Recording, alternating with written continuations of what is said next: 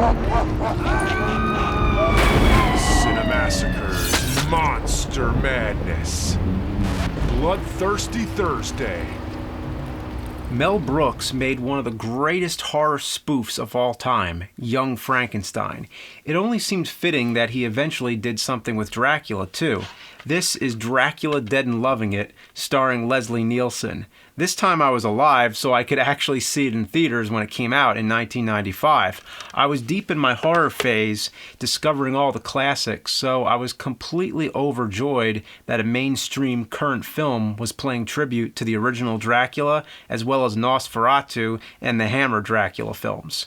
I found it odd that while Young Frankenstein was in black and white to emulate the classic look, this one was in color.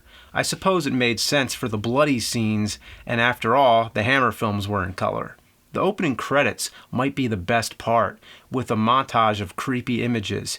It's legitimately disturbing with the music and one scary picture after another. It's completely devoid of comedy. If you showed me this without telling me anything, and I didn't know the name Mel Brooks, I would have looked at this and thought this was a serious horror movie. I'd even say it might be the best opening to any vampire film ever. It's way better than it needs to be. How does this come before a silly comedy? Mel Brooks, who's pushed a lot of boundaries and made some of the funniest comedies of all time, here the formula's gotten a little weaker. It's not as consistently funny as some of his earlier efforts, but it has its highlights. Mainly the guy who plays Renfield, Peter MacNicol, who you might recognize as Janosch from Ghostbusters 2. He is great. I swear he's the reincarnation of Dwight Frye. He does such a great imitation that it feels like I'm watching more scenes of the original Renfield. And Renfield in the original is a funny character to begin with, so it was appropriate. It's strange. It's as if the same guy jumped from a horror film into a comedy, but didn't need to change the way he acts. There's lots of great moments, like when Renfield first visits Transylvania and says, "I'm on schedule to meet Dracula." One by one, everybody goes, "Dracula? Dracula? Schedule?"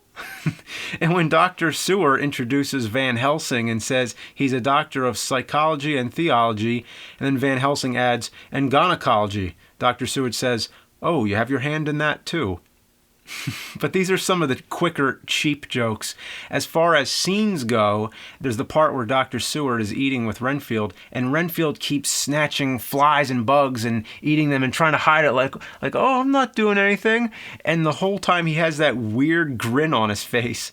Dr. Seward gets so agitated by it. The back and forth between them is really funny. I didn't think so the first time, but this scene has grown on me. Then there's the parts whenever Dracula controls somebody under his hypnotic power.